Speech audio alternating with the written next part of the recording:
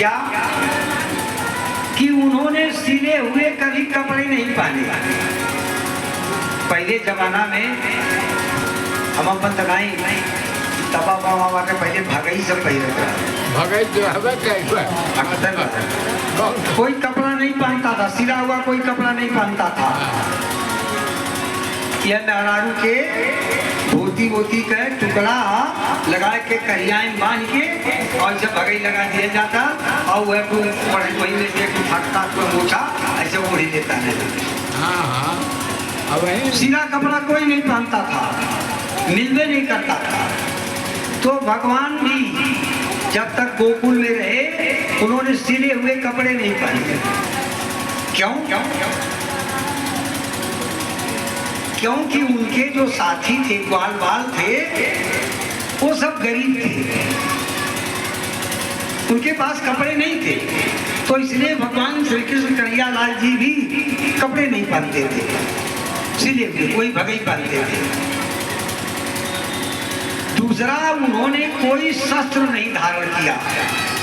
कितना राक्षस आए गए, सबको मारे, लेकिन कोई हथियार नहीं उठाया। और तीसरा कि उन्होंने अपने सिर के बाल नहीं कटाए, बाल नहीं। और चौथा, कभी उन्होंने 10 साल तक जूता चप्पल नहीं पहना।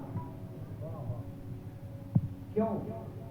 क्योंकि उनकी गायें जो थी नंगे पांव जंगलों में चलती थी, इसलिए वे भी नंगे पांव जाते थे चराने। उन्होंने गायों की जो सेवा आज तक की है, आज तक कोई नहीं कर पाया। भगवान कृष्ण तो गायों की सेवा करते हैं।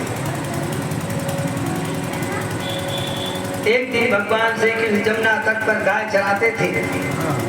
गायों का झुंड कुछ दूर निकल गया।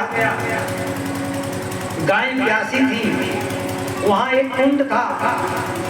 गायों ने जाकर उसमें पानी पिया, पानी पीते ही गाय मर गई। भगवान गाय को खोजते हुए वहां पहुंचे, देखे कि गाय मरी पड़ी है। तो प्रभु ने अपनी अमृत दृष्टि से उन्हें जिला दिया। अब गाय वहां क्यों मर गई? उस कुंड में एक विषधर सर्प रहता था। भगवान सोचे कि मुझे यहाँ लीलाएं करनी है, ये यहाँ रहेगा तो मेरी लीला में बाधा करेगा, इसलिए इसको यहाँ से निकाल देना चाहिए।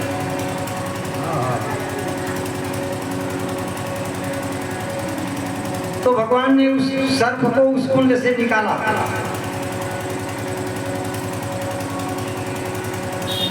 तो राजा परीक्षित ने पूछा कि भगवान,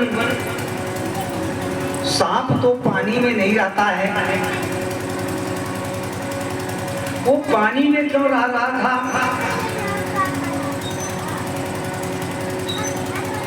वो तो जलचर जीव है नहीं। तो सुखदेव जी बोले कि राजन, कालिंद्याम कालियस्याश्री त्रिधा कश्चित् विषाग्निना सप्यमार्मया यस्मिन् पतन्तु परिगाखगा। वो जो सांप रहता था उस कुंड में, उसका नाम था कालियना। उस नाग के विष से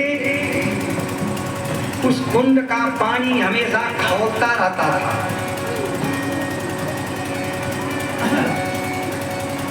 और यहाँ तक कि कोई पशु पक्षी भी यदि उस कुंड के ऊपर से उड़ जाता तो वो भी उस गर्मी से गिर जाता था, व्याकुल हो जाता था।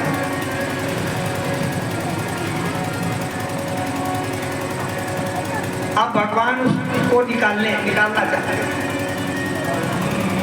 आज प्रातः काल में ही भगवान श्री कृष्ण से और बलराम जी से झगड़ा हो गया है। और नगर का लगे। क्यों झगड़ा हो गया दोनों भाई में? एक राक्षस था,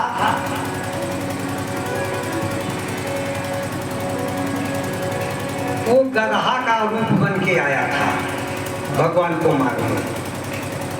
तो बलराम जी ने उस राक्षस को मार दिया।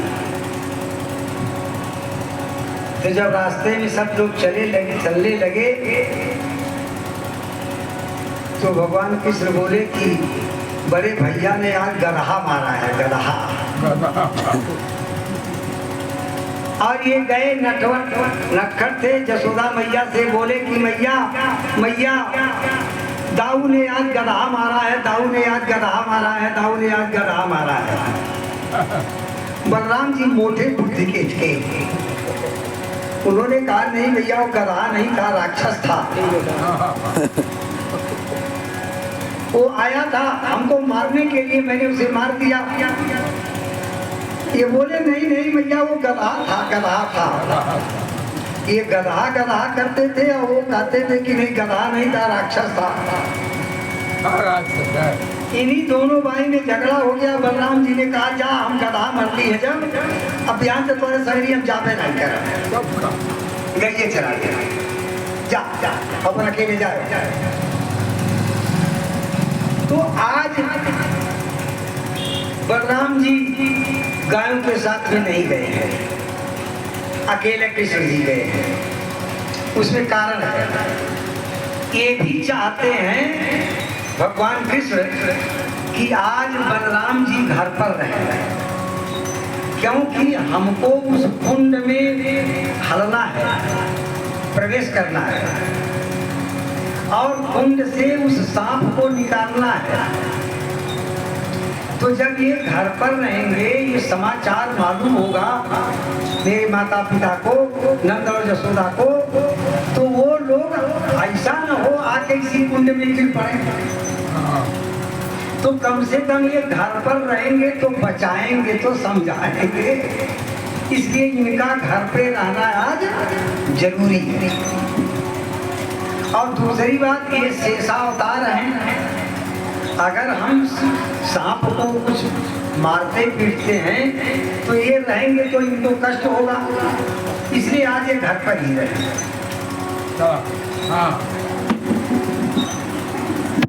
तो आज ये घर पे है बलराम जी, अपने बालों के साथ भगवान श्री कृष्ण बहुत मारो।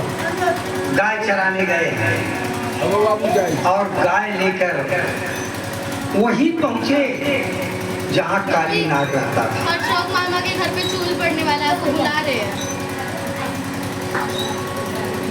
अभी बुला रहे हैं। सभी लोग गेंद खेलते हैं।